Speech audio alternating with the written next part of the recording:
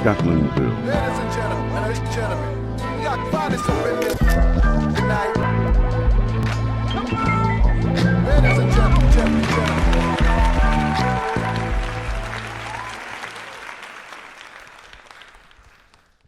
I am a third-generation product of Scotlandville. These are my grandparents, Rhodessa Jackson Banks and Isaac Banks. I called them Mama Dessa and Papa Ike. They managed to move from a plantation in Slaughter, Louisiana, with their 3 children to purchase a home in Scotlandville. Papa Ike was a laborer at Standard Oil. There was a time that there was a layoff at Standard Oil, and Papa Ike was told, along with all the other workers, that you were going to be laid off if you didn't have a 6th grade education. Mind you, they had no formal education. Somehow, Papa Ike was able to get that 6th grade education.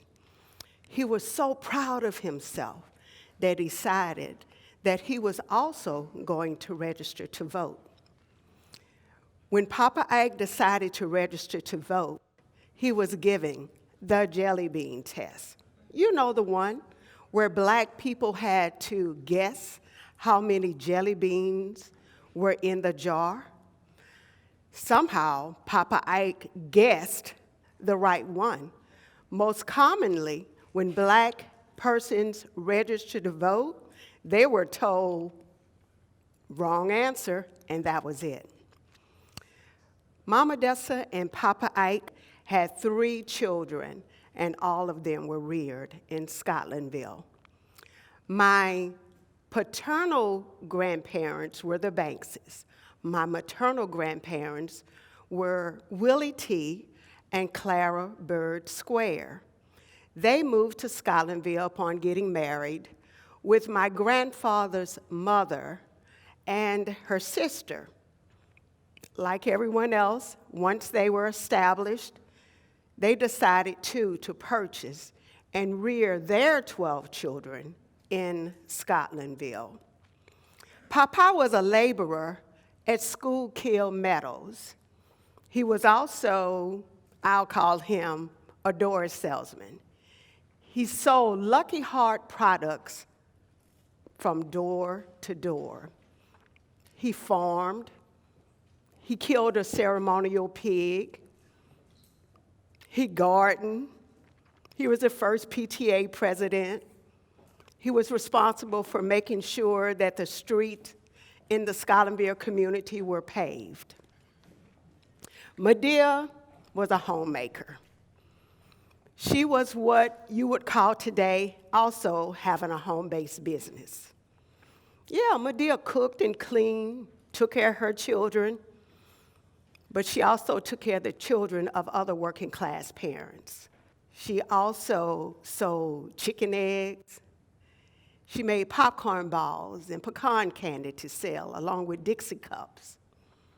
Madea, like all the other families in Scotlandville, like all the other men in Scotlandville, were all phenomenal people. Scotlandville was a mecca for black families. In Scotlandville, we experienced black doctors, black dentists, black business owners, black teachers, black pastors, black homeowners. It was a great place. No wonder in 1880, Southern University School for Colored People decided to move from New Orleans to Scotts Bluff on the mighty Mississippi River. Today, that same Southern University is the largest historically black college in Louisiana. Now, my parents were Charlie Banks and Estella Square Banks. They are the first fruit of the labor and sacrifice of my grandparents. Like their parents, they too married, purchased a home in Scotlandville, and reared me and my 3 siblings. But then, about 25 years ago, something happened in Scotlandville for the worse. It happened right under our noses. It happened what seemed far from our sight.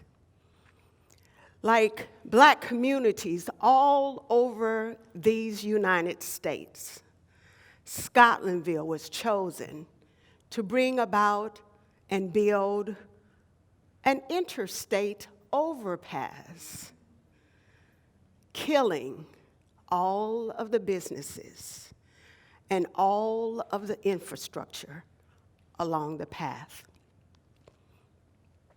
Not only that, we lost 3 middle-class subdivisions: Golden Ridge, Golden Court, Price Place. They were all declared public use for the expansion of the airport. Then we lost another neighborhood, University Place, all for a wastewater treatment plant. The problem is there was no housing reciprocity for any of these neighborhoods, any of these subdivisions. So all of that middle-class income, all of those middle-class tax dollars moved away out of Scotlandville. Even today, over 40 years, we have not had a middle-class subdivision built in Scotlandville. In 2012, I was elected as the first woman to represent Scotlandville and other communities in the surrounding area. I thank God I know the history, because it is that motivation that gives me the energy and the inclination to fight for all the systemic issues that cause the desolate decay of Scotlandville. We're not asking for things, we're demanding it. We rightfully deserve these things. So that is my intention. That is why initiatives that bring about change and bring people in Scotlandville unto a wealthy place are my priorities. But we need more visionaries. We need visionaries like Scotlandville native Ella Maxey and her husband Larry. They are IHOP franchisees in Scotlandville.